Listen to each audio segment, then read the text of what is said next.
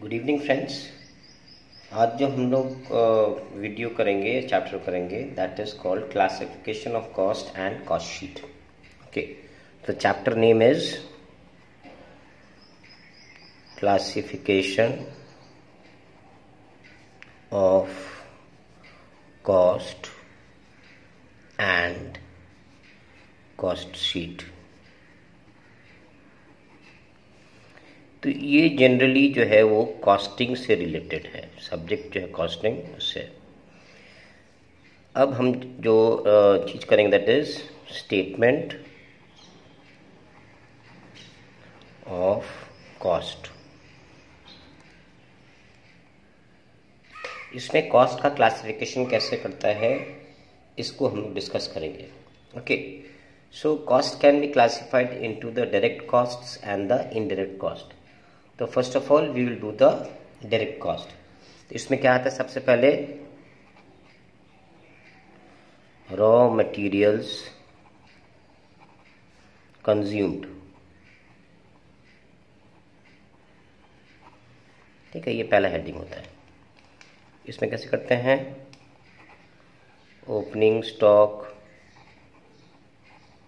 Of raw material at purchase of raw material.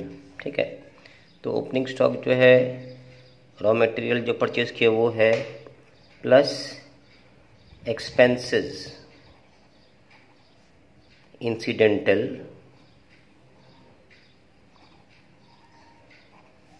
to purchase of raw material, purchase of raw material.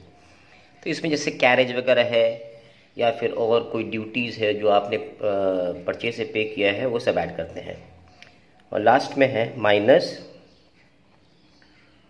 Closing stock of raw material. Closing stock है अगर आपका तो उसको हम लोग deduct करेंगे, less returns of raw material, returns of raw material. ठीक है, ये माइनस करने के बाद जो फिगर आएगा यहाँ पे that will be your raw materials consumed. ठीक है, तो ये आपका डायरेक्ट मटेरियल्स का हो गया है। अब इसके बाद आएंगे हम लोग डायरेक्ट लेबर पे। ओके, इसको करेंगे at direct labour. Direct labour में क्या आता है, प्रोडक्टिव वेजेस। ठीक है, पेड।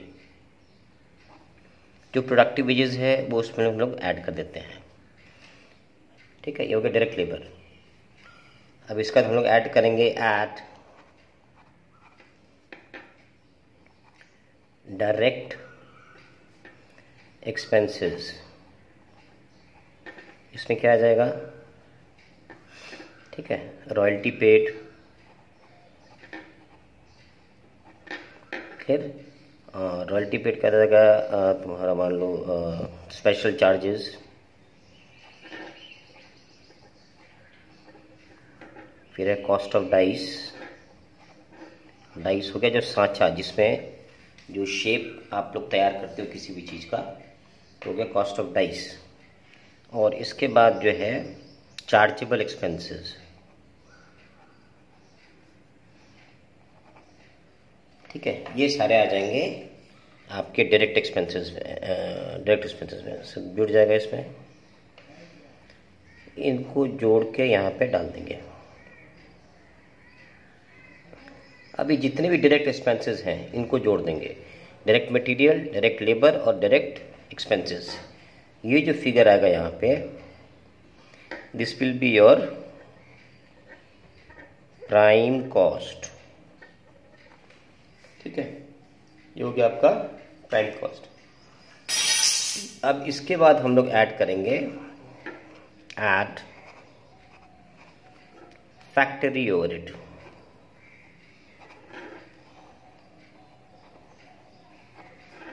अब फैक्ट्री ओवरहेड में क्या है कि जो भी आपका फैक्ट्री रिलेटेड एक्सपेंसेस है, फैक्ट्री डेप्रिसिएशन, फैक्ट्री लाइटिंग, ये सब कुछ आ जाएगा इसमें। ठीक है, इसमें आ जाएगा क्या, depreciation of factory assets.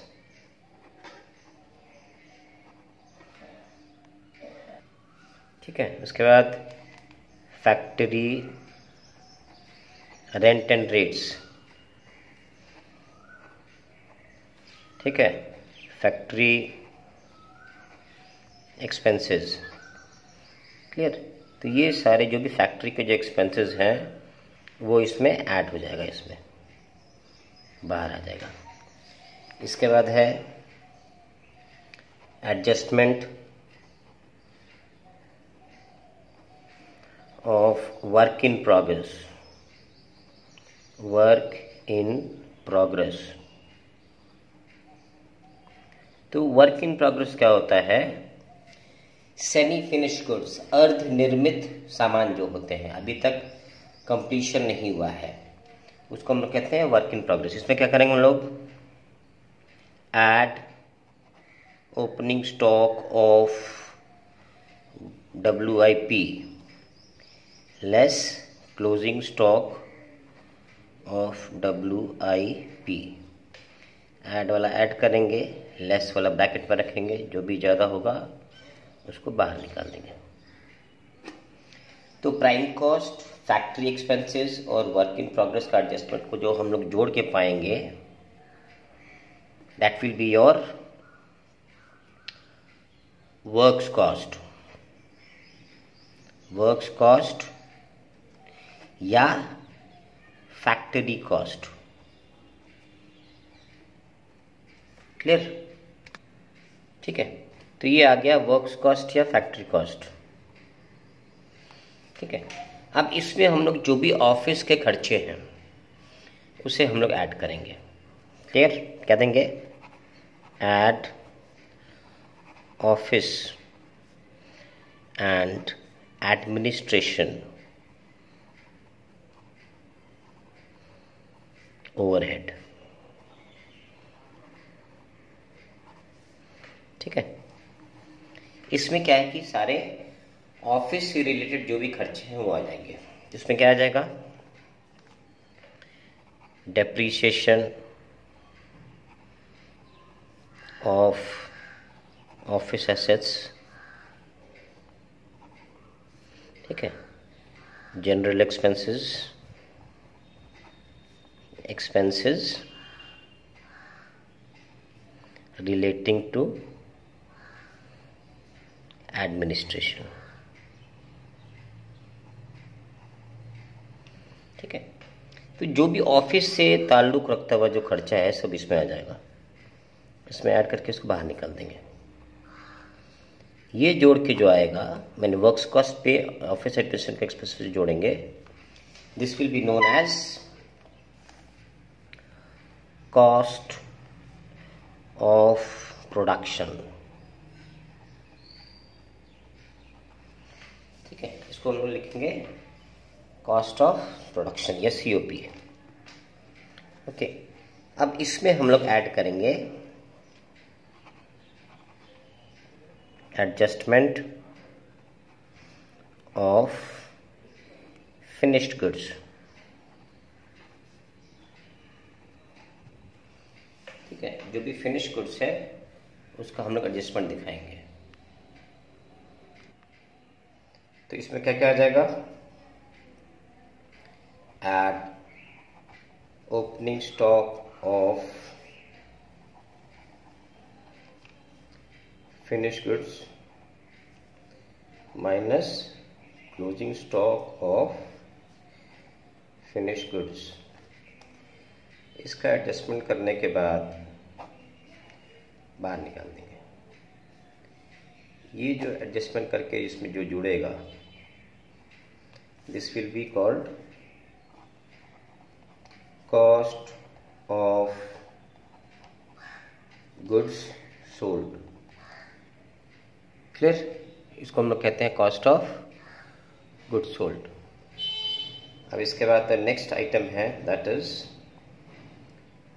Selling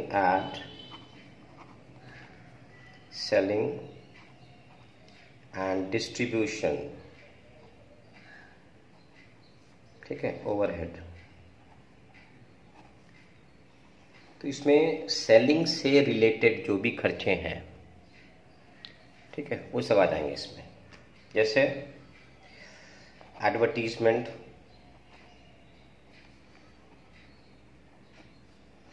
promotion expenses, ठीक है, carriage on sales, salesman salary etcetera, ये सारे जुड़ जाएंगे इसमें।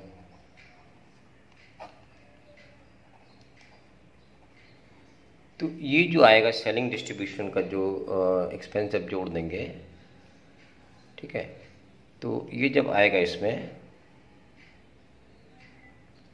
तो दिस विल बी कॉल्ड,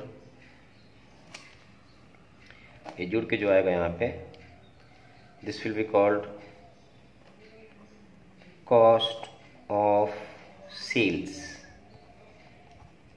ठीक है, इसको कहेंगे कॉस्ट ऑफ सेल्स या टोटल कॉस्ट। सॉरी, ये हो गया आपका टोटल कॉस्ट। अब इसमें क्या करेंगे कि कोई भी जो काम करता है वो करता है for the purpose of earning profit. तो कॉस्ट ऑफ सेल्स में जब आपका प्रॉफिट जुड़ जाएगा, ओके, जो फिगर यहाँ पे आएगा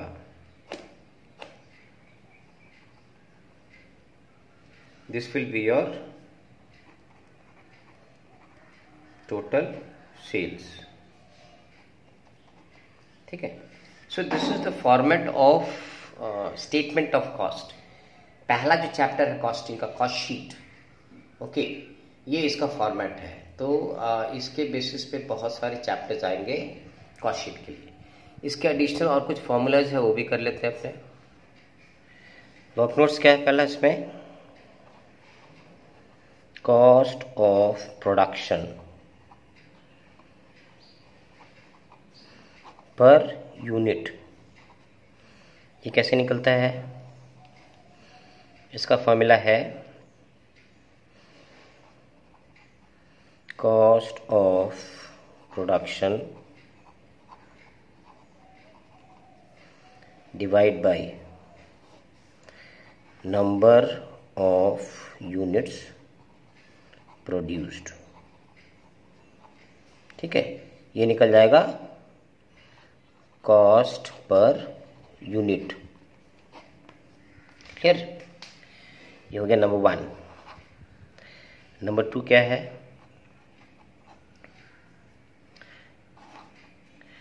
नंबर ऑफ यूनिट्स सोल्ड, हमने कितना यूनिट बेचा है। इसका फॉर्मूला क्या है, यूनिट्स इन क्लोजिंग स्टॉक। ठीक है, add number of units produced, इसमें ऐड कर देंगे, यह आएगा minus units in closing stock, sorry opening stock.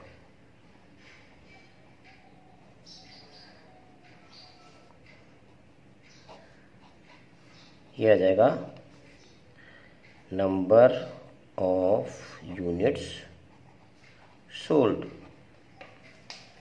ठीक है, उसी तरीके से हमको निकालेंगे थर्ड, जो निकालेंगे number of units produced.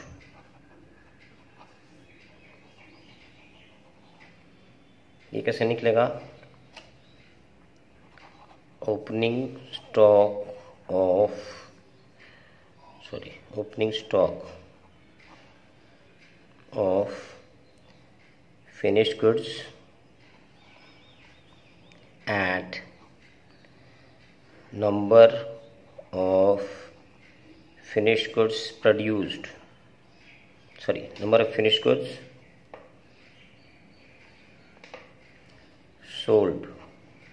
So this is closing stock of finished goods, closing stock of finished goods plus number of finished goods sold. Clear, ये आ जाएगा less opening stock of finish goods, ये आ जाएगा number of units produced. So friends, this is the overall setup of cost sheet. ठीक है, सो go through this. If you have any problem, write in the comment box, then we'll start the sums on statement of cost. Okay, till then, thank you and goodbye.